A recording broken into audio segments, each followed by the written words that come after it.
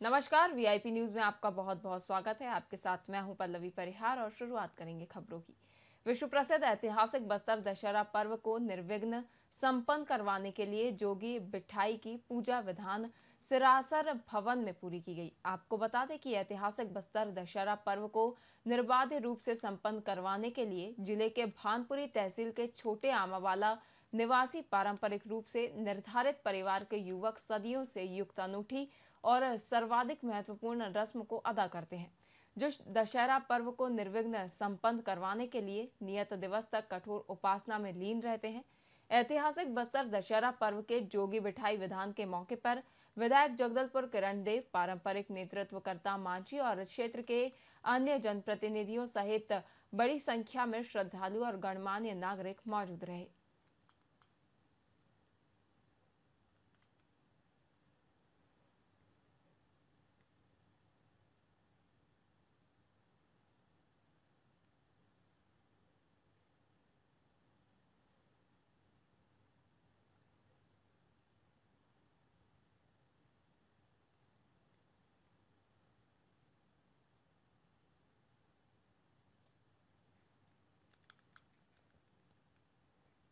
भाजपा ने स्वच्छता पखवाड़ा कार्यक्रम के तहत देश भर में स्वच्छता अभियान चलाया, जिसमें गांवों से लेकर महानगरों तक लोगों ने सक्रिय भागीदारी की है।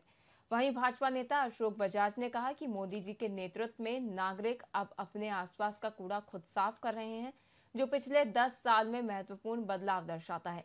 इस दौरान कांग्रेस की न्याय यात्रा को लेकर बजाज ने कहा कि यह असफल रही और केवल झूठे बयानों पर आधारित थी। उन्होंने कांग्रेस की आंतरिक फूट और अपराध की स्थिति पर भी सवाल उठाए हैं। यह बताते हुए उन्होंने कहा कि पार्टी अब अपने अस्तित्व के लिए संघर्ष कर रही है।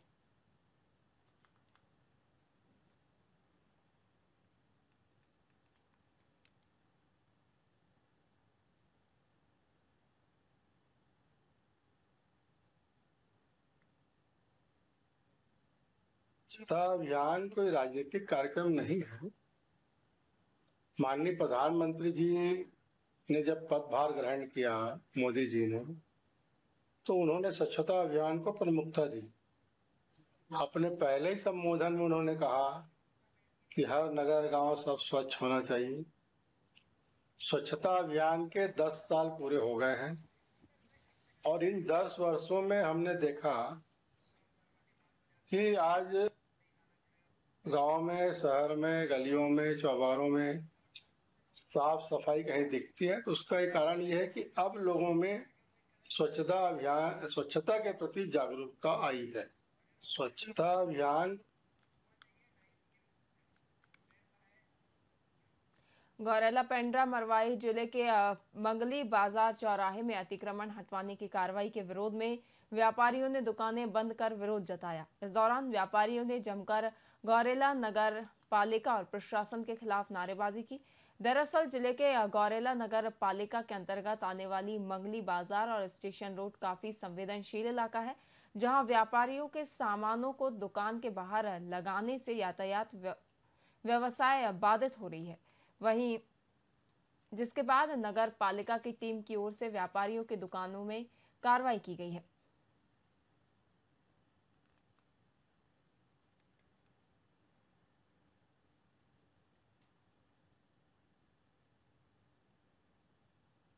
पहला जो मंगली बाजार है, वहाँ व्यापारियों द्वारा जो नगर पंचायत की जो कार्रवाई हुई, एक व्यवस्था बनाने के लिए कि त्योहारी सीज़न में यातायात जाम ना हो और आम जनता की सुविधा और सारी चीज़ें अच्छे से चलें। किंतु कुछ चीज़ें ऐसी आई कि कुछ व्यापारियों ने इस कार्रवाई का विरोध किया है। हम उनसे बातचीत कर रहे हैं और आने वाले दिनों में भी हम उनसे बात करके एक सकारात्मक समाधान इसका निकालेंगे और आपसी समन्वय से सारी चीज़ें आगे व्यवस्थित होंगी, ऐसी हमें उम्मीद है। यहाँ पर मंगली बाजार है, अमरकंटक चौक है, जहाँ पर त्यौहार के मद्देनजर काफ़ी ज़्यादा भीड़ भाड़ होती है। तो कुछ दुकान होते हैं जो सामानों को अपने बाहर निकाल करके टेबल में भी सामान बाहर निकाल देते हैं। तो आज उनके खिलाफ में नगर पालिका के साथ मिलकर के कार्रवाई की गई थी और और इसमें कुछ लोगों के खिलाफ में जुर्माने की भी कार्रवाई की। 5-5 जगह 3 लोगों के खिलाफ में जुर्माना लगाया था। व्यापारियों का यही कहना था कि अभी त्यौहार के मद्देनजर इस तरह की कार्रवाई न की जाए करके। और इस पर हम लोगों ने उनको समझाइश भी दी हुई कि अपना जो सामान है वो सड़क पर ना लगाएं। और दोनों तरफ से बातें इस पर हो गई हैं और वो अपना जो सामान जो है वो बाहर नहीं निकालने के लिए सहमत हो गए। कांकेर से बिटकॉइन और क्रिप्टो करेंसी के जरिए लाखों रुपए की धोखाधड़ी का मामला सामने आया है, जिसमें विद्युत विभाग में सहायक ग्रेड 1 के अधिकारी सहित 11 लोग धोखाधड़ी के शिकार हुए। बता दें कि मामले में पुलिस ने 2 आरोपियों के खिलाफ केस दर्ज कर उनके जांच में जुट गई है।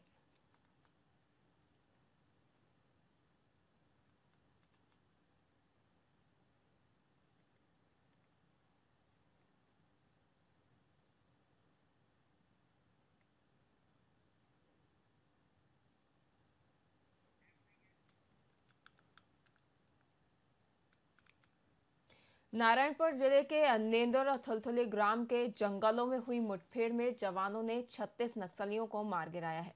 बता दें कि जवानों की ओर से मारे गए नक्सलियों में से 28 नक्सलियों के शव बरामद किए गए हैं। साथ ही AK-47 सहित भारी मात्रा में हथियार भी जब्त किए हैं। वहीं मुख्यमंत्री विष्णुदेव साय ने बताया कि अबुझमाड़ क्षेत्र में माओवादी की गतिविधियों की सूचना पर सुरक्षा बल भेजे गए थे। वहीं हालांकि सभी जवान सुरक्षित हैं।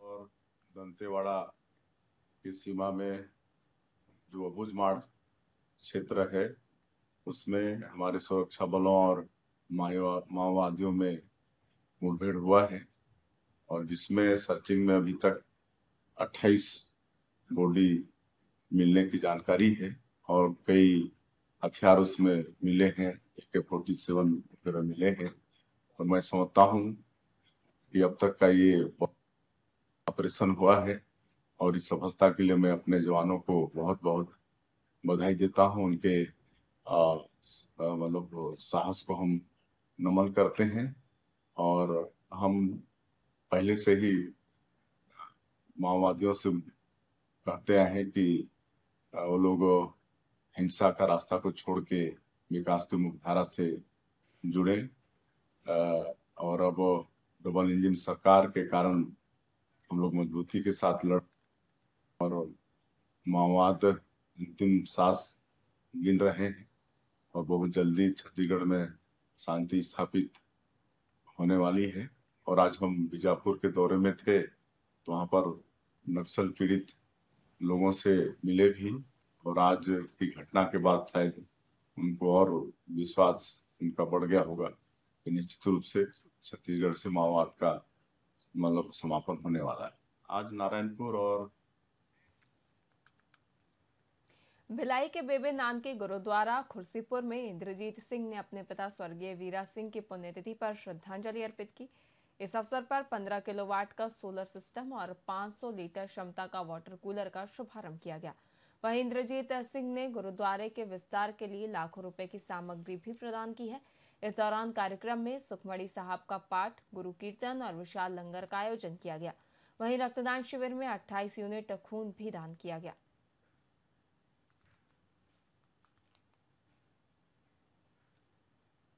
आज जो गुरुद्वारा में प्रोग्राम हुआ वो सरदार बीरा सिंह स्वर्गीय बीरा सिंह के परिवार वालों उन्हों की 5वीं बरसी मनाई गई, जिस दे विच बेबे नानकी गुरुद्वारे प्रोग्राम होया सारा और सारी संगत करीबन सदी गई है और उन्होंने सोलर पैनल जो जहाँ 15 वाट का गुरुद्वारा को डोनेट किया गया और साथ में पानी का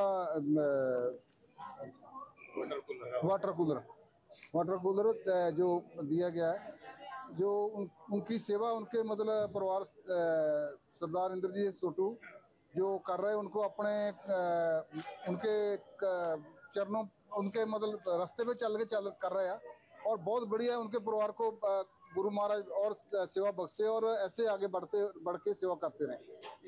जसवीर सिंह चाहल, चेयरमैन छत्तीसगढ़ सिख। आज जो गुरुद्वारा में प्रोग्राम हुआ वो सरदार बीरा सिंह स्वर्गीय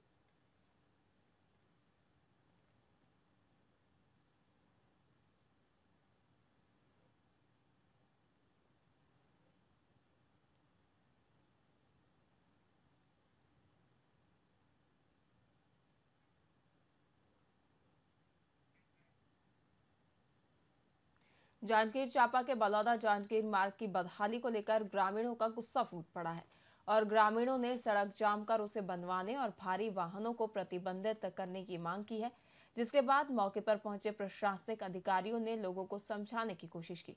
बता दें कि इस विरोध प्रदर्शन से पहले ग्रामीणों ने अपनी मांगे स्थानीय विधायक और जिला कलेक्टर के सामने रखी थी, जिस पर कलेक्टर ने समस्या के शीघ्र समाधान का आश्वासन दिया था, लेकिन अभी तक इस पर कोई कार्रवाई नहीं की गई है, जिसे लेकर ग्रामीणों ने यह विरोध प्रदर्शन किया है।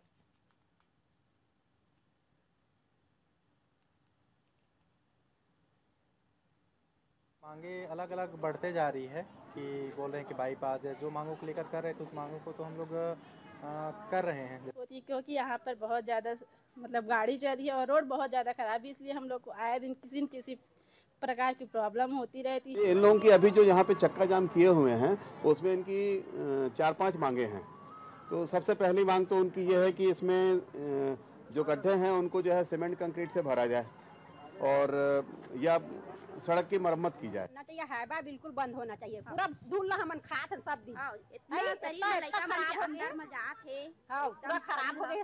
भारी बढ़त है लइका मन के पूरा हां जो जावलपुर गांव है आप बोलिए, उसके बीच रोड से एक रोड निकल रही है ना। इसमें इतनी सारी टेलर चल रही है जिसमें आपके 3 स्कूल पढ़ते हैं बच्चों के। छोटे छोटे बच्चे सवेरे 7 बजे 8 बजे स्कूल के लिए निकलते हैं। कई टेलर वालों को हमने खुद अपने हाथ से समझाया है, मुंह से समझाया है, भाई गाड़ी को रफ मत चलाओ। हम लोग ना कुछ दिन पहले कलेक्टर घेराव किए थे। समस्त महिलाएं जो बैठी हैं सब महिलाएं गई थी कलेक्टर ऑफिस। वहाँ पे हम लोग 3 दिवस का समय दिए थे। रोड को मरम्मत करना है, पानी का छिड़काव, एक बार डामरीकरण किया है बोल के। लोगों की मांगे अलग अलग बढ़ते जा रही है।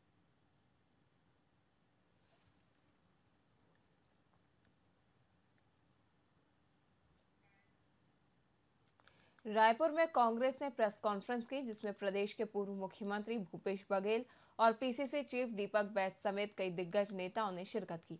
इस दौरान दीपक बैज ने बताया कि 27 सितंबर से शुरू हुई न्याय यात्रा का 2 अक्टूबर को समापन हो गया। साथ ही उन्होंने प्रदेश सरकार पर आरोप लगाया कि सरकार प्रदेशवासियों की सुरक्षा करने में असमर्थ है।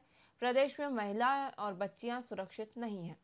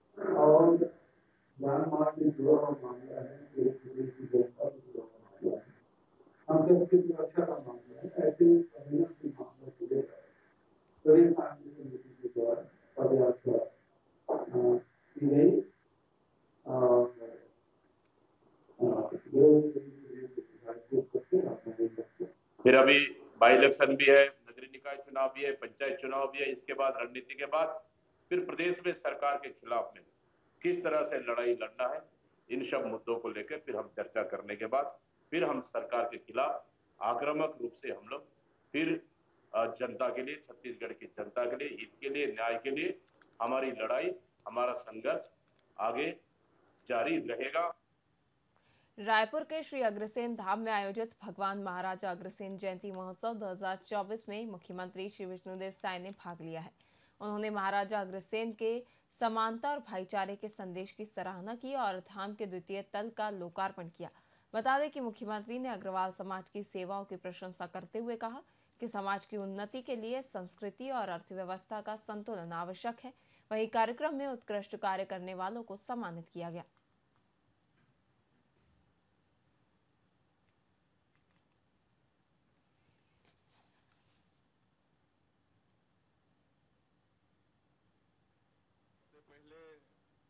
आप सभी को अग्रसेन जयंती की बहुत बहुत बधाई, बहुत बहुत शुभकामनाएं। और आज से नवरात्रि भी प्रारंभ हुआ है। तो नवरात्रि की भी बहुत बहुत बधाई, बहुत बहुत शुभकामनाएं।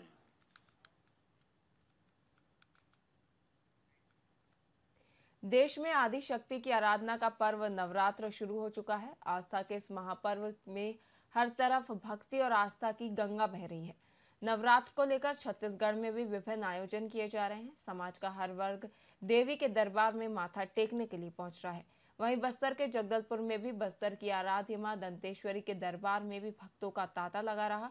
बता दें कि रियासत काल से ही माई दंतेश्वरी के प्रति लोगों की काफी गहरी आस्था जुड़ी हुई है और लोगों का मानना है कि इस मंदिर से माता के दर्शन से हर मनोकामना पूरी होती है। यही वजह है कि छत्तीसगढ़ से ही नहीं बल्कि बाकी राज्यों से भी हजारों की संख्या में श्रद्धालु जगदलपुर में मौजूद मां दंतेश्वरी देवी के मंदिर में दर्शन के लिए पहुंचते हैं।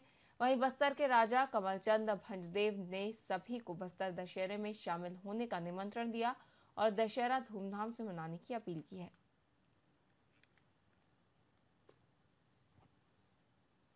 परंपरा से चली आ रही है और ये हमारे परिवार के बनाई हुई मां दंतेश्वरी कुल देवी है और साथ साथ आराध्य मां दंतेश्वरी बस्तर संभाग की और सभी के सभी यहाँ आकर के ज्योति कलश जलाते हैं। जैसे कि आप जानते हैं शक्ति की उपासना होती है, दो तरीके के कलश जलते हैं, एक हम ज्योति कलश बोलते हैं और एक शक्ति की उपासना करते हैं। दोनों की हम यहाँ आकर के उसको अखंड ज्योत रखते हैं और वो अखंड ज्योत की पूजा आज से प्रारंभ होकर के अष्टमी तक चलेगी। उसके बाद पुनः हवन होने के बाद उसके साथ बहुत सारे कार्यक्रम हमारे बस्तर दशहरा में, जैसे कि रथपति की उपाधि राजा कभी रथ भी चालू हो जाएगा, जोगी बैठेगा, जो कि राजा पहले बैठते थे अब उसको जोगी परिवार को दिया गया जिम्मेदारी, जोगी बैठेंगे।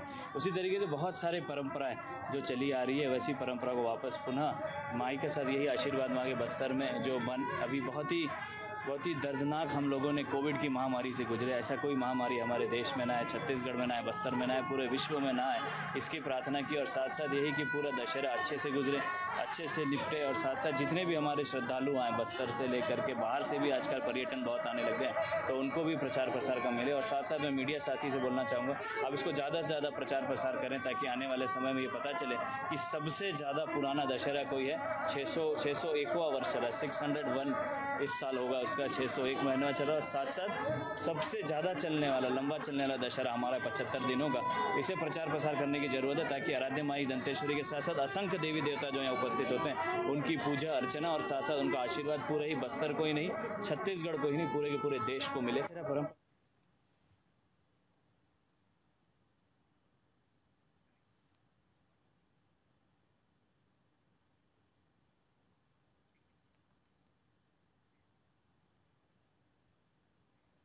फिलहाल के लिए खबरों में इतना ही। देखते रहिए VIP न्यूज़। नमस्कार।